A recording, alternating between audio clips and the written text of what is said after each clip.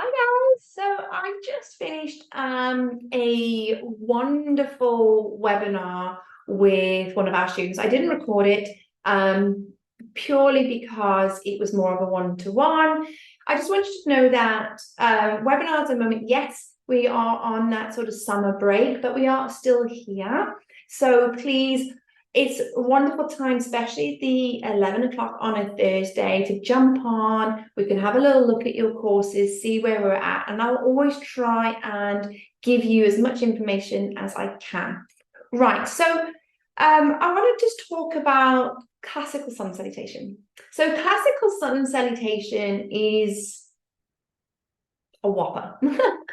And that's the most wonderful thing I can actually say about it. So classical sun salutation is something that you either have learned before or you are thinking, wow, how am I going to get this? So it takes time, it takes practice, and actually is a wonderful practice to do. We do have a lot of webinars, and there is the teaching video on your dashboard for you to go and see it anyway.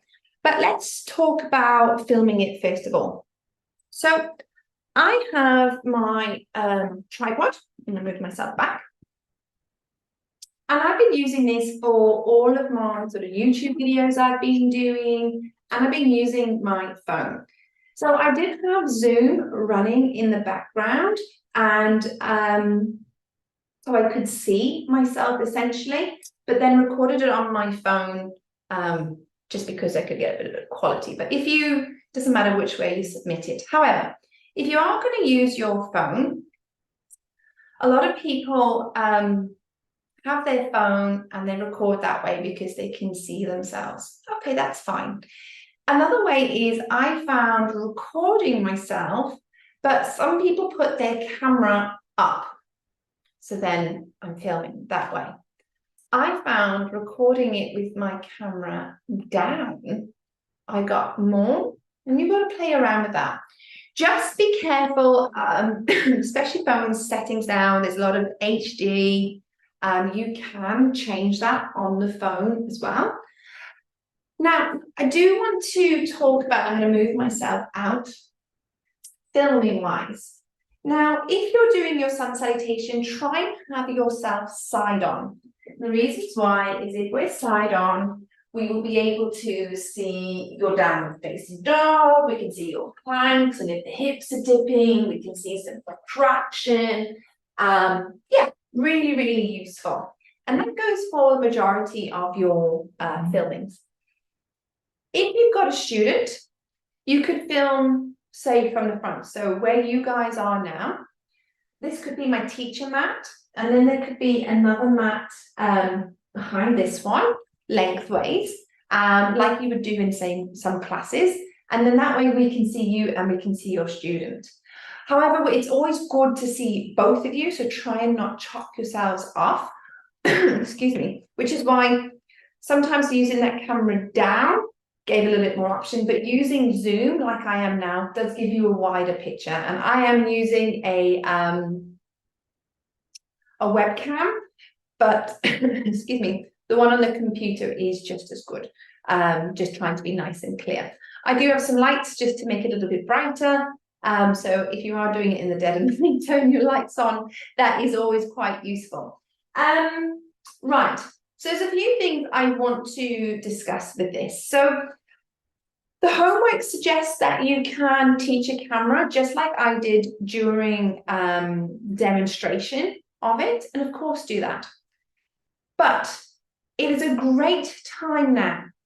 If you are wanting to be a yoga teacher, I would highly recommend to start teaching somebody now. May it be your friend, your family member. And it's great if it's a person who hasn't got movement knowledge, because it's harder to move somebody into poses. So getting them from A to B, seeing their flexibility, their mobility. And it's a lovely time now not to panic, but it's a light bulb moment to see how you need to clear your cues, how you can make yoga accessible, and what options that you need to have for those people. Okay, so For instance, we look for a couple of things during our sun salutations, and may this be classical, may this be A, B, moon salutation, whatever you are cueing. So we are always looking for transitional cues, moving from A to B. So if I'm starting and I'm going to say, please step to the top of your mat, that's a transitional cue. I'm moving them to somewhere. If I'm going to go into lunge pose, step your right foot back. That's transitioning. Raise your arms. I'm getting them to move a body part. Okay? You're going to look for alignment cues. So in your mountain pose, pull up through the kneecaps to activate the quadriceps, tuck the tailbone, in, draw the navel, in, chin parallel. Alignment. You're aligning their body. Okay? And then it's always good to have options. And I like the word option because you as a teacher are a guide. You are not the be end and end all. They do have a choice in what they do. So options, may this be a variation of the pose. So mountain pose traditionally is to bring the big toes together and the heels with a little gap. Now I'm bow-legged. That doesn't work for me. It just makes me bow a little bit more. So taking the feet a little wider or to hip distance is an option. It is also a modification of the pose, and it could be a safety option, may that be too. In lunge, stepping that foot back is your transitional. Option to lower the knee or keep it engaged. That is an option. They have an option to modify it or to step up their practice. Now, a safety cue would be let's stack the knee over the ankle in the front leg. So you're not overshooting. That is a safety cue. Okay.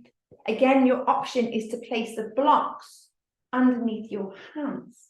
Now, one thing to remember is anatomy. For everybody is different. Some people are born with long arms. Some people are born with a longer shin bone, even a thigh bone. So it makes postures different for everybody. So there's not going to be a rule for one. Everybody has an option. Everyone has something different.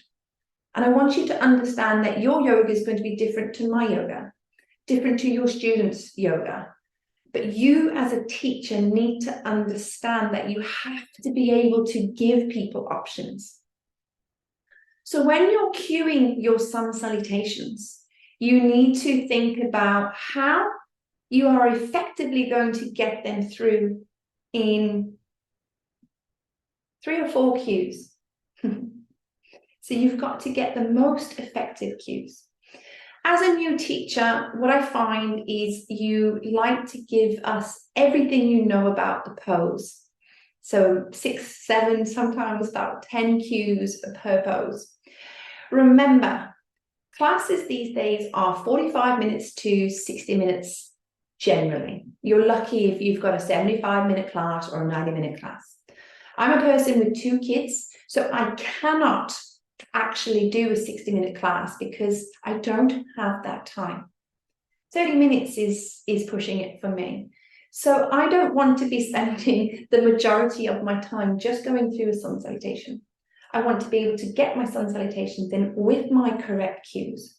So please don't think that we need to know every single detail about a sun sal. You need to have the clear, concise cues to give me everything I need to know safely into those poses in about 4 or 5 cues. Hard, really, really hard. So that's just a little breakdown, not just for classical, but for your sun sals to come and for sequencing to come. Okay. Now, remember, our homework team are here to support you all the way through. If you need assistance or you need to help or you need somebody to teach and you've got nobody to teach, we are here. We are here to do it live with you. So if you need somebody to teach via Zoom, now teaching online is a completely different sort of ball game, because I'm essentially teaching you and you're listening to me. But when I'm recording this, nobody is there.